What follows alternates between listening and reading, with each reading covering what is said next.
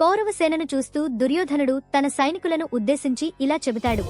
మన సైన్యంలో ఉన్న వీరులందరూ తమ తమ స్థానాల్లో బలంగా నిలబడి ముఖ్యంగా భీష్మ పితామహుడిని అన్ని వైపుల నుంచి రక్షించాలి. ఎందుకంటే ఆయన మన సైన్యానికి ప్రధాన బలం. దుర్యోధనుడు తెలుసుకున్నాడు. భీష్ముడు ఉన్నంతవరకు కౌరవ సేనకు అపరమైన ధైర్యం ఉంటుంది. దుర్యోధనుడి మాటలు విన్న భీష్మ పితామహుడు సింహంలా గర్జిస్తూ తన గొప్ప శంఖాన్ని బలంగా ఓదాడు.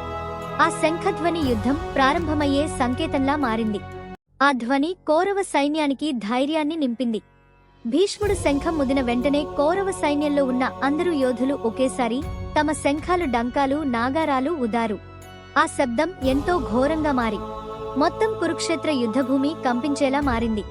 పాండవుల రథంలో ఉన్న శ్రీకృష్ణుడు మరియు అర్జునుడు కూడా తమ దివ్య శంఖాలను ఊదారు.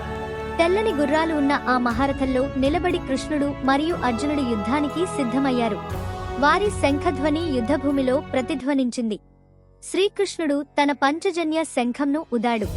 అర్జునుడు తన దేవదత్త శంఖంను ఊదాడు. భీముడు తన శక్తివంతమైన పౌండ్ర శంఖంను గర్జనతో ఊదాడు. ఈ శంఖధ్వనులు యుద్ధభూమిలో ఘోషించాయి.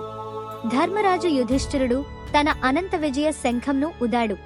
నకులుడు మరియు సహదేవుడు తమ తమ సుఘోష మరియు మణిపుష్పక శంఖాలను ఊదారు. ఈ శంఖధ్వనులు పాండవుల ధైర్యాన్ని తెలియజేశాయి. ఇతర మహావీరులు కూడా తమ శంఖాలను ఊదారు. కాశీరాజు, శిఖండి, ధృష్టద్యుమ్నుడు, విరాటుడు, సాత్యకి వంటి మహారథులు, ద్రుపదుడు మరియు ద్రౌపది కుమారులు కూడా తమ శంఖాలను బలంగా ఊదారు. అభిమన్యుడు కూడా తన శంఖధ్వనితో యుద్ధానికి సిద్ధమయ్యాడు. ఈ శంఖధ్వనులన్నీ కలిసిపోయి ఆకాశాన్ని మరియు భూమిని కంపించేలా చేశాయి. ఆ భయంకరమైన శబ్దం విన్న కౌరవుల హృదయాల్లో భయం కలిగింది. ఇప్పుడు యుద్ధం ప్రారంభమయ్యే సమయం వచ్చింది. అర్జునుడు తన రథంలో నిలబడి కృష్ణుడిని ఉద్దేశించి ఇలా అన్నాడు.